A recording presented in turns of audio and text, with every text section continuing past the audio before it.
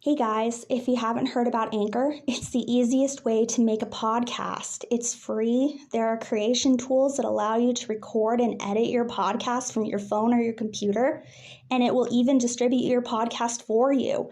So it can be heard on Spotify, Apple Podcast, and so many more. And you can make money from your podcast starting with your first episode. It's everything you need to make a podcast in one place. Download the free Anchor app or go to anchor.fm to get started. Hi guys, welcome back to Abracadaver. Now let's get into the case. Beverly Ann Jarosz lived in a tiny suburb in Garfield, Ohio in Thornton Avenue with her parents Thaddeus and Eleanor and her 12-year-old sister named Carol. Beverly's mother Eleanor worked in an office full-time and her father Thaddeus was a co-worker of a manufacturing firm. Her little sister took writing lessons. Beverly was a junior at Marymount High School and an all-girls Catholic school, but today the school is a co-ed school named Trinity High. Beverly was a pretty and popular girl with brown hair and brown eyes. She liked classical music, jazz, and poetry. Beverly's friends would describe her as quiet, a little bit moody and secretive, but once she got to know someone, she was a loyal friend. Beverly frequently went to the Cleveland Museum of Art. She wanted to go to college to become a teacher. She volunteered in an office at the Marymount Hospital as a typist. Beverly dated a conservative college boy named Roger McNamara. In Christmas of 1964, 16-year-old Beverly got a Shakespeare volume and a gold-embossed leather book to write her poetry in from her parents. She began to write, and immediately, on December 28th, both girls were out of school on Christmas break. That morning, the girls ate breakfast with their parents before Eleanor and Thaddeus left for work. Beverly and Carol spent some time at home before they walked to the store and then to their grandmother's, Marie Vannick's. Marie's house was a mile away from Thornton Avenue. The girls arrived at their grandmother's house at 10:30 in the morning. Beverly was wearing slacks, a white blouse, and black cardigan. They had a great time talking and joking with her grandmother and great-grandmother. Beverly did her grandmother's hair. At 11 in the morning, Beverly called her friend Barbara, and they made plans for 12:30 to walk to another friend's house named Margie. Carol stayed at her grandmother's house as Beverly began to walk home. A neighbor saw Beverly leaving and had her 18-year-old son take her home so she didn't have to walk back in the cold. They reached Beverly's house about 10 minutes later. He didn't see anything suspicious as he was dropping her off and left immediately while Beverly walked inside. She turned on the radio to a classical station and set her coat on the banister and her purse on the dinette table. We know that Beverly turned the radio on because it could be heard playing in the background while she was on the phone not long after. Sometime between 12:10 and 12:40, Beverly answered a phone call for her father. She told the person that was calling her father was not home, and she wrote down a message. Steven Sankowitz called and will call back later. The caller had never called back, and no one in the house knew anyone by that name. At 12:40 p.m., a local jeweler had called, telling Beverly that her mother's necklace had been repaired. At 1 p.m., Beverly called her mother and told her mother about the necklace. They talked for a few minutes, and then Beverly told her mother that she wanted to change her clothes before Barbara arrived. Not long after Beverly hung up with her mother, her grandmother had called her. Beverly sounded rushed during their phone conversation, and a few minutes later told her grandmother that she had to go and that Barbara was there. After hanging up, it's thought that Beverly went up to her room to change her clothes. According to Barbara, she was running late. Her mother had dropped her off at Beverly's at 1:20 p.m. As she walked up to the house, she saw no other vehicles around. Barbara then went to the side door and found the storm door was locked, but the inner door was left ajar. Barbara could hear the music from the radio blaring inside. She knocked on the door, but when Beverly didn't answer, she went around to the front and rang the doorbell. As Barbara waited outside, she took a magazine out of the mailbox and started looking through it. As she was waiting for Beverly, she heard a loud thump inside the house. quote, like someone knocked over a dresser. After about 15 minutes, she went home. She was worried and wondered if her friend had stood her up. Barbara tried to call Beverly's house repeatedly, but each time, her phone call went unanswered. Sometime later, Marjorie called Barbara asking why neither girl had showed up. Barbara then told Margie that Beverly never answered the door or picked up the phone whenever she called. It was now 4 o'clock and both girls were worried. They called Beverly's grandmother Marie, who then called Beverly's father. Thaddeus rushed home from work and arrived home at 4:30. As Thaddeus pulled up, he could hear the radio blasting from outside. The side door inside was still left ajar, but the storm door was now unlocked. Even though the family had never used the back door, it was unlocked as well, and the front door remained locked. There was no sign of a forced entry in any of the doors, no sign of a scuffle downstairs, and nothing had been stolen from the house. Thaddeus was growing increasingly worried and rushed upstairs, where he found Beverly's lifeless body in the bedroom that she shared with Carol. Thaddeus was careful not to touch anything but her back briefly as he entered the room. He then ran downstairs to call 911. 5 minutes after the Garfield Police Department got there, they were horrified by what they saw. They called the Cleveland Police Department for help. The Cleveland Police Department was a bigger department. The coroner, who also worked on the Cleveland torso murders, said it was the most horrific scene he had ever witnessed. This is what police saw when they entered the scene. Beverly was laying face down on her bedroom floor, parallel with her twin beds. Her left foot was hooked up against her bed. She was partially laying on a blood-soaked blanket that was usually at the foot of her bed. Beverly's sweater had been yanked up and was torn at her hips. Her blouse and bra were both shoved up as well, and the buttons were found on the floor. She was nude from the waist down, but she had not been sexually assaulted. There was a rope that was tied around her neck and ankles. The coroner determined her cause of death was by strangulation, but she would have also died from the stab wounds. 3 lengths of rope were found at the scene. 2 of them had loops tied at the end, and it was later determined to be a sash cord that could be used as a clothesline. The rope was withered, and it was about a year old. The rope had nicks on it from the killer cutting it as he was strangling and stabbing her from behind. The front of Beverly's neck had rope burns, and she had 2 slashes across her face. A throw rug that was normally between the 2 beds was now underneath Carol's bed, and a small rug that was near the bed was also wadded up into a ball, and it had blood droplets on it. Beverly's footboard and sheets were covered in blood. Her room was littered with torn clothing and blood splatter, indicating that Beverly had fought for her life.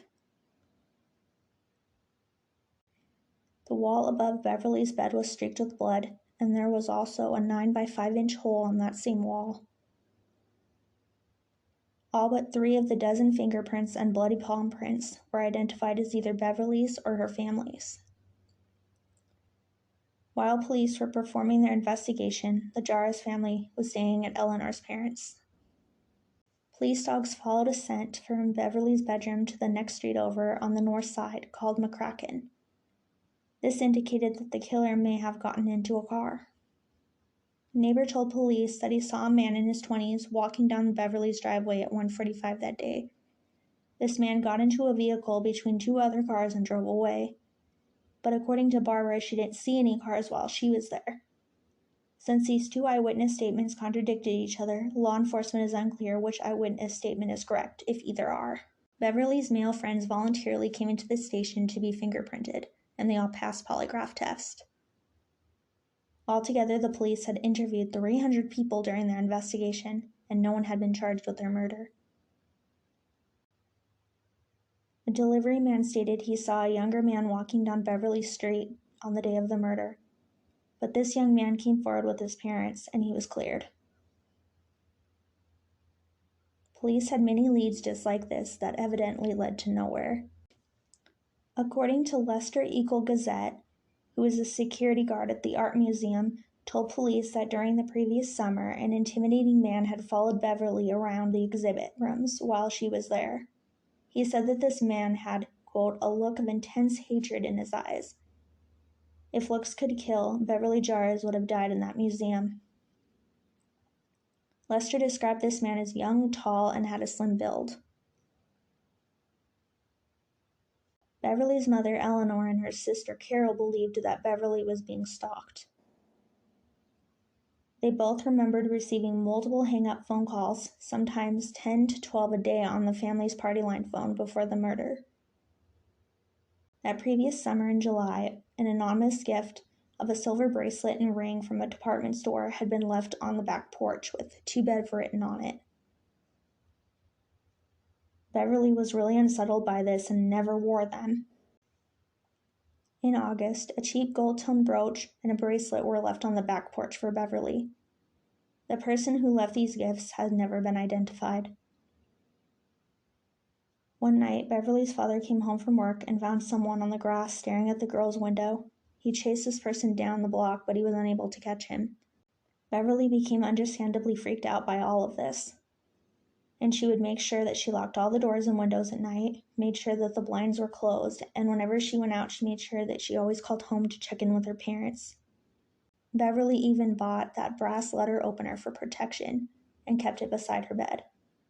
Knowing how cautious Beverly was, detectives suspected that Beverly knew her killer because she wouldn't have kept the door unlocked or opened the door to just anybody.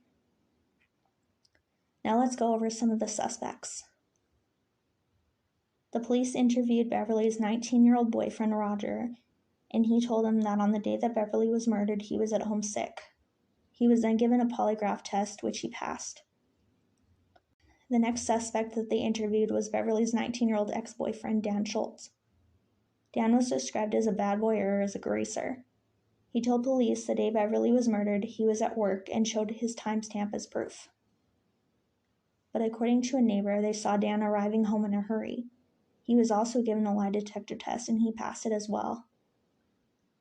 Another suspect was 19-year-old John Palin. He lived 2 houses east of Beverly's home. He had a crush on Beverly and he admitted that during the summer he would spy on Beverly while she was sunbathing in her bikini. John told police he was home alone that day Beverly was murdered. He was given a polygraph test and it was inconclusive. According to one of John's co-workers, he had asked how to pass a lie detector test.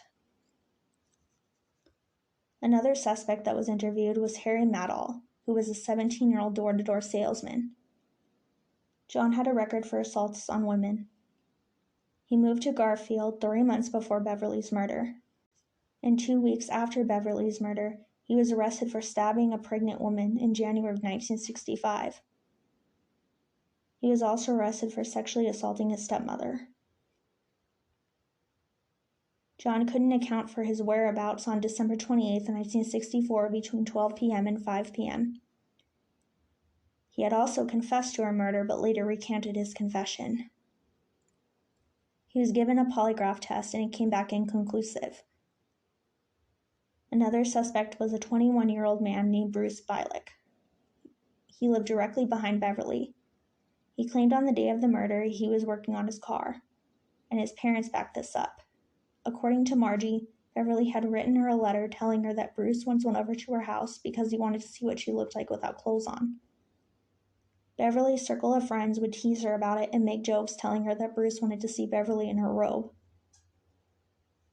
Before the Jarosz family moved back into their home, the relatives cleaned up all the blood and had a priest bless the house. On January 2, 1965, Beverly's funeral was held at St. Therese Church, and she was buried in the Calvary Cemetery. Carol said that her family never talked about the murder or spoke Beverly's name ever again. Thaddeus and Eleanor eventually divorced, and Eleanor moved out. Beverly's little sister Carol eventually moved back into her old room that she and Beverly had shared. During Carol's freshman year of high school, she entered a convent because she thought she could become a nun. She lived there for 2 years but didn't follow through with it. Carol is now married and a mother to 4 children and a grandmother. And in 2016, Carol had self-published Beverly's poems as a present for her 91-year-old mother. Thaddeus remained in the house and kept everything as it was in 1964. including the radio in the living room, just in case the jury might visit. He lived there for almost 30 years. Beverly wasn't the only victim in this case. Her friends and family were subjected to harassment. Thaddeus was subjected to slurs, innuendos, and threats from armchair detectives, snoops, and internet trolls. Beverly's friend Barbara was harassed and bullied, and the boy who drove Beverly home that day was also targeted with harassment and speculations. 7 years after the murder, the Jarosz family was targeted again. While Thaddeus and Eleanor were at a neighbor's funeral, someone broke into their home and stole a gold watch. They also tore the backing off of 2 reproductions of 18th century English paintings, The Blue Boy and Pinky. They were favorites of Beverly's, and her father had framed them for her. This was deliberate, almost like someone was looking for something. This case is still unsolved 56 years later.